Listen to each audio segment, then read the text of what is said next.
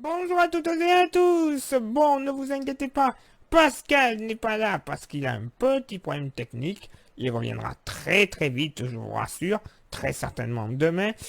Mais déjà, avant de commencer le bulletin météo pour le dimanche 8 mars, ben oui, je suis passé à la télévision une nouvelle fois. Et ce n'est pas sur France 3, non. C'est dans le bulletin météo de la belle Virginie Hilson sur France 2. Oui. Alors c'est une photo, normalement vous l'avez vue en story de la K Météo. Je vous laisse observer, vous devriez la reconnaître. Top au replay! Bonsoir à tous, enfin un temps plus calme pour le week-end. C'est vrai que c'était bien agité cette semaine avec le passage même de 3 tempêtes. Et celle d'hier, Norberto nous a apporté beaucoup de pluie, notamment sur les régions de l'ouest. En Dordogne, il est tombé donc beaucoup de précipitations depuis plusieurs jours. Encore ce vendredi d'ailleurs, le niveau des rivières s'en fait ressentir, comme ici avec la Vézère. Et la Rère est aussi en crue dans le Loir-et-Cher, en région centre, où il est tombé d'ailleurs l'équivalent de 20 mm de pluie hier, soit presque 2 semaines de précipitations. Alors sous... Et voilà la seconde photo, terrasse en la ville de Dieu. Bah oui, c'est Bibi. Ah, c'est bon ça. Après France 3, France 2. À quand TF1?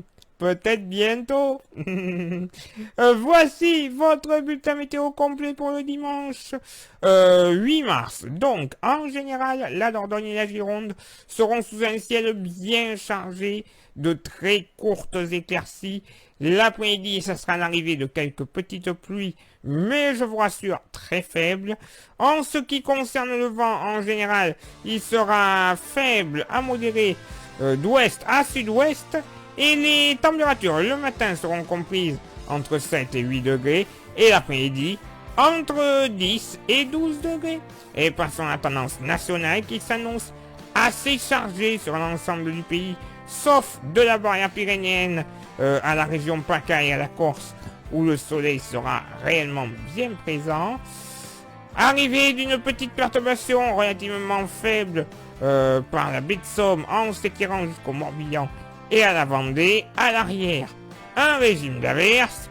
Et pour ce dimanche après-midi, ben voilà, la perturbation va progresser petit à petit vers l'est.